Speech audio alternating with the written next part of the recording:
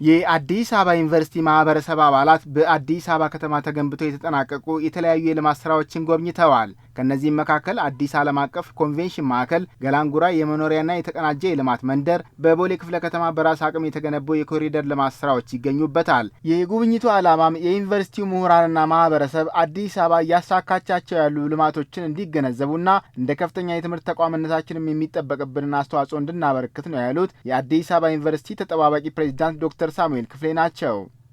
የዚህ ዓላማ አጠቃላይ የዩኒቨርሲቲው ማህበረሰብ በከተማችን እየሰሩ ያሉ ስራዎችን እንዲገነዘቡ እንደ አንድ የከፍተኛ ትምህርት ተቋም ደግሞ የበኩላቸውን አስተዋጽኦ እንዲያደርጉ ከተማው እየተሄደበት ያለውን ፍጥነትም እንዲረዱ ከተማው 724 እየሰራ እነኚህ ልማቶች እዚህ ደርሷል።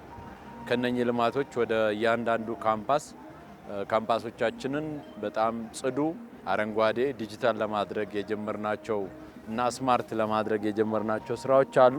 ለዛም ይሆን ብዙ ጥቅም የሚሰጥ ትምህርት አግኝተናል ብዬ አምናለሁ። በአዲስ አበባ የሚታየው ፈጣን እድገትና የፕሮጀክት አፈጻጸም ሰውን ማዕከል ያደረገ በመሆኑም የአዲስ አበባ ዩኒቨርሲቲ ይህንን በምርምርና በጥናት በመደገፍና ለሌላው ዓለም በማሳወቅ ኃላፊነቱን እንደሚወጣም ፕሬዚዳንቱ ተናግረዋል። ልማቱ ሰውን ማዕከል አድርጎ ሰው ተኮር ሆኖ ጽዱ፣ አረንጓዴ፣ ዘላቂ ሆኖ እንዲሰራ የሚደረገው ስራ አሁን ዓለም ከገጠማት የአየር ንብረት ቀውስ ለመውጣት አዲስ አበባ ትምህርት ሆናለች። ይሄንን በምርምር በመደገፍ በመጻፍ ለሌላው ዓለም በማሳወቅ ትልቅ ሚና ይጫወታሉ ብዬ አምናለሁ የዩኒቨርሲቲያችን ምሁራን። አዲስ አበባ በዚህ መልኩ ባሳካቻቸው ግዙፍ የልማት ፕሮጀክቶች ስኬታማነት ተደንቀናል ያሉት የጉብኝቱ ተሳታፊ የአዲስ አበባ ዩኒቨርሲቲ ማህበረሰብ አባላት ናቸው። የምሰማውም የማቀውም ያየሁትም ሁሉም ነገር ተገጣጥሟል። ከጠበቅኩትም በላይ ነው። በ2013 ዓ.ም የአዲስ አበባ ፕላንና ልማት ኮሚሽን ኮሚሽነር ነበርኩኝ። እነዚህ ዛሬ በአካል መሬት ወርዶ የምናያቸው ሁሉ የልማት ስራዎች ወረቀት ላይ ነበሩ። ነገር ግን እውነት ይሆናሉ ወይ፣ በእኛ ጄኔሬሽን በእኛ ትውልድ ይከናወናል ወይ የሚል ስጋት ነበረኝ።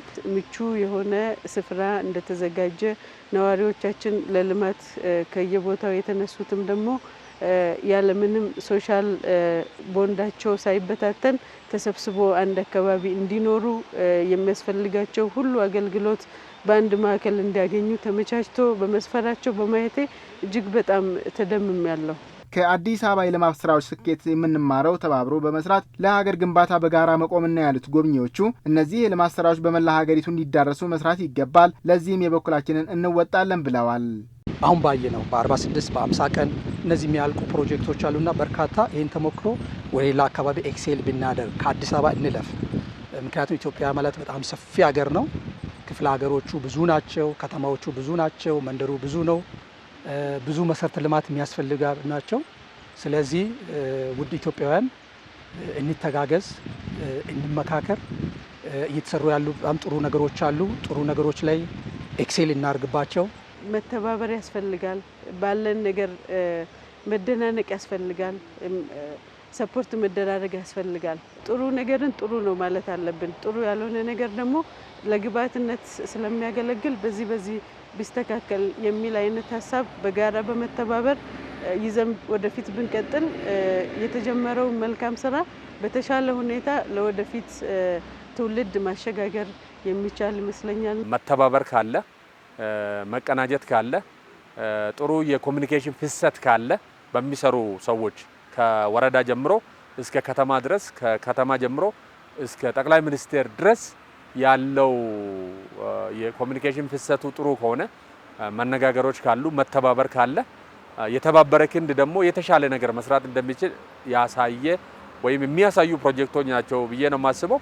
ዩኒቨርሲቲዎችም እዚህ ላይ እጃቸው አለ። ሰዎች በግልም በቡድንም ሆነው እየሰሩ ነው፣ እያገዙ ነው። ከዚህ በተሻለ ደግሞ እናግዛለን ብዬ አስባለሁ።